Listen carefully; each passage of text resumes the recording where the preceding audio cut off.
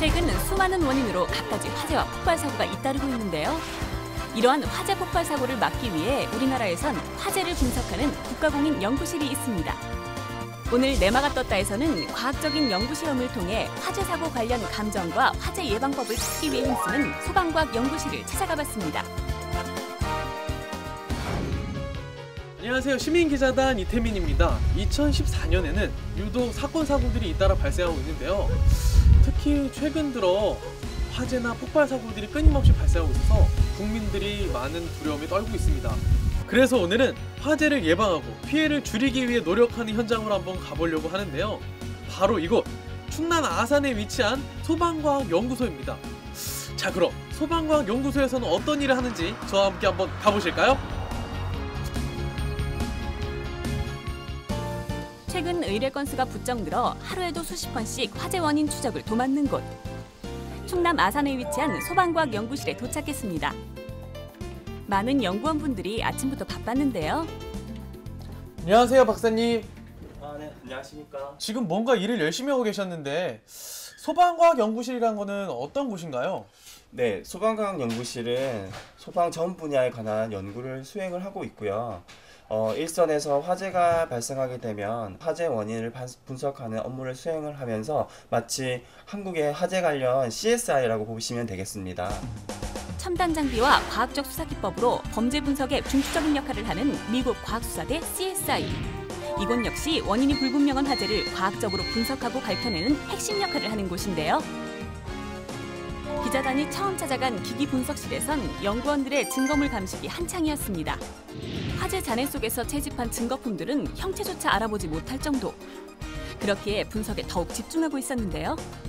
뭔가 지금 집중하고 계시는데 어떤 걸 하고 계신 건가요? 예. 지금 일선 소방서에서 그 형광등 안전기 관련해서 화재가 발생해서 이게 출하 원인인지 그거를 확인하기 위해서 그래서 지금 감정을 하고 있습니다. 화재 현장에 남아있던 안전기를 분석하는 작업이 진행됐는데요. 작은 조각만으로도 방화 여부와 최초 원인을 찾을 수 있다고 합니다. 영화에서나 보던 모습에 시민 기자단도 신기한지 눈을 떼지 못했는데요.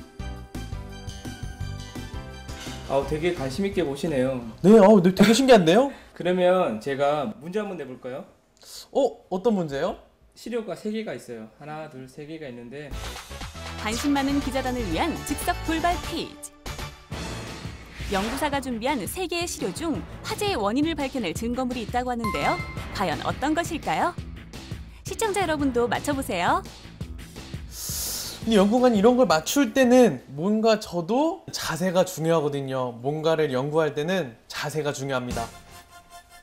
자세를 운운하는 시민 기자단을 위해서 특별히 연구복까지 연구사님이 임대해 주셨습니다. 그리고 본격적으로 연구 모드에 돌입하는 시민 기자단. 명탐정 코난도 울고 갈 정도의 탐색이 시작됐습니다. 비장한 표정에서 이번 화재의 진실을 꼭 밝혀내고야 말겠다는 의지마저 엿보이는데요. 제 선택은 바로 이겁니다. 확신에 차 무언가를 가리키는데요. 기자단의 선택은 바로 1번. 과연 맞을까요? 정답은 2번입니다. 아쉽네요. 모터를 고르셨는데요. 예. 모터에 있는 건선이 깨끗해요. 그래서 여기 내부에서 절연 열화가 발생하지 않았다는 것을 육안으로 확인했었고요. 이 콘센트 쪽인데요. 네. 콘센트 보니까 이쪽에 단라크린이 보여요. 조그맣게 멍을 진 게 보이시죠? 네네. 전선에. 그래서 이 멍을 진 게 정기적 요인으로 일단 추정이 돼요. 그래서 이렇듯 소방과학 연구실에선 조그만 흔적도 세세히 파악하며 다각적인 관점에서 분석을 하고 있다는 것을 확인할 수 있었는데요. 이런 분석은 육안으로뿐만 아니라 눈으로 파악이 어려운 부분을 첨단 장비를 통해 정밀하게 검사할 수 있다고 합니다. 예, 이건 지금 전선인데요. 네. 증거물이 들어왔을 때 우리가 이제 육안으로 확인할 수 없는 부분들을 비파계 검사를 통해서 내부를 이제 확인하는 작업이 되겠습니다. 이것은 스위치가 꺼져 있는 상태인데요. 스위치가 꺼져 있으므로 화재의 직접적인 원인이 될 수 없다는 것을 추정할 수 있고, 반대로 접점이 올라가 있을 때는 스위치가 켜져 있는 상태이므로 화재에 영향을 줄 수 있었다는 것을 추정해 볼 수 있는 것이죠. 또한 끊어진 전선을 통해서 어디서 화재가 시작됐는지도 분석할 수 있다고 하는데요.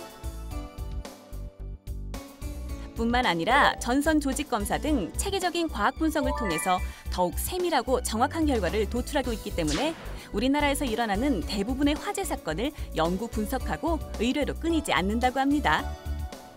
소방관서에서 이제 의뢰가 들어온 겁니다. 이거는 지금 보령 소방서에서 들어온 거고요. 이거는 뭐 인천 소방서에서 들어온 의뢰입니다. 작년을 이제 통계로 내보면 작년 같은 경우 저희가 308건을 했습니다. 어떤 거는 길게는 한 달이 걸릴 수도 있습니다. 그러다 보니까 절대 적은 건수가 아니고요.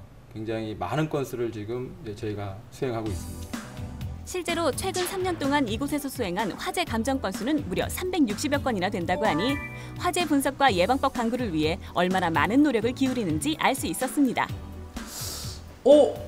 저기는 뭔가 다른 실험실인가요? 네, 다른 실험실입니다. 여기는 위험물 시험실인데요. 위험물을 판정해서 분석도 하고 연구를 수행하는 것뿐만 아니라 만약에 화재 증거물이 왔을 때 거기에 유류 성분이 있는지 없는지 판정을 해서 원인을 분석하는 곳입니다. 갖가지 물질의 위험성을 판별, 분석하는 위험물 실험실. 역시 이것도 연구에 전념하고 있었는데요. 기자단의 눈에 정체 모를 백색 가루가 눈에 띄었습니다. 밀가루 같은 게 있는데 예. 어떤 걸 하시려고 그러는 거예요? 요거는 밀가루처럼 보이시는데 이게 뭐냐면 페인트입니다. 고체형 페인트인데 요 페인트를 도장하는 공정에서 불이 났어요. 불이 나서 요거에 대해서 위험성을 감정해달라고 그러니까 저한테 의뢰가 와서 지금 현재 이거에 대해서 감정을 하고 있는 거예요. 이것은 고체형 페인트의 화재 위험성과 가연성 정도를 알아보는 실험인데요. 한 줄로 모은 일정량의 고체형 페인트를 10초 동안 직접 불에 가열했을 때 나타나는 현상을 알아보는 것입니다. 실험이 시작됐는데요. 일단 불이 붙는 것까지는 성공. 그러나 과연 가루로 된 페인트가 얼마나 오래 탈지 의문을 품고 있을 그때 의심을 지우기라도 하듯 계속해서 타들어가는 페인트. 잠시 후 백색 가루는 흔적도 없이 몽땅 사라졌습니다. 이 모든 상황이 가열 9분 만에 일어난 일이라는 것이 눈으로 보고도 믿기지 않을 정도였는데요. 대단한데요? 저는 이렇게 이 백색 가루가 이렇게 잘 타는지는 몰랐습니다. 처음부터 끝까지 다 타버렸어요. 그래서 충분히 여기서 외부에 점화원이 있을 때 가연물로 작용할 수 있다라고 결론을 내릴 수 있는 거죠. 이 실험의 또 다른 의미는 위험물질은 사용 전 미리 주의하면 화재를 예방할 수 있는 기초가 된다는 것인데요. 계속해서 분석 실험이 이어졌습니다. 타고 남은 잔해물의 성분 검사를 하는 것이라고 하는데요. GCMS라고 하는 기계인데요. 주로 화재 증거물로 쓰이고 있는 그 물질에서 나오는 유리 성분이 어떤 성분들로 이루어져 있는지 없는지에 대해서 분석할 수 있는 시스템입니다. 실험 방법은 화재 현장에서 나온 잔해물에 흡착제를 넣어서 스며들게 하는 것인데요. 이렇게 흡착제에 유류 성분이 스며들면 다시 꺼내 가스트로그래피 기계에 넣고 분석을 시작합니다. 이처럼 잔해 물질에 포함된 각기 다른 화학 성분은 다른 색깔로 표시돼 구분되는데요. 만일 성분 중 가연물이 있을 경우엔 이렇게 열분해되어서 화학물질로 표기가 된다고 합니다. 그런데 그즘 밖에서도 무언가 분주한 움직임이 느껴졌는데요. 운동장 한 구석에 웬 세트장이 보이는 것 같기도 하고요. 가까이 가보니 가정집 같은 구조의 세트장이 설치되어 있었습니다. 저기 뭔가 집 같은 모형을 만들어놨는데 왜 만드는 거죠? 네, 주택에 제실에서 화재가 났을 때 그를 가정해서 재현 실험을 하는 겁니다. 서울의 한 소방서에서 직접 의뢰한 이 실험은 화재가 난 현장의 주택 구조와 동일한 조건을 만들어 재현 실험을 하는 것이었는데요. 가장 흡사한 조건을 만들기 위해 다들 분주한 모습이었습니다. 열심인 모습에 시민 기자단도 힘을 보탰는데요. 그렇게 3시간 동안 열심히 준비한 끝에 세팅이 완료되었습니다. 시작하겠습니다. 시작! 드디어 시작된 실험.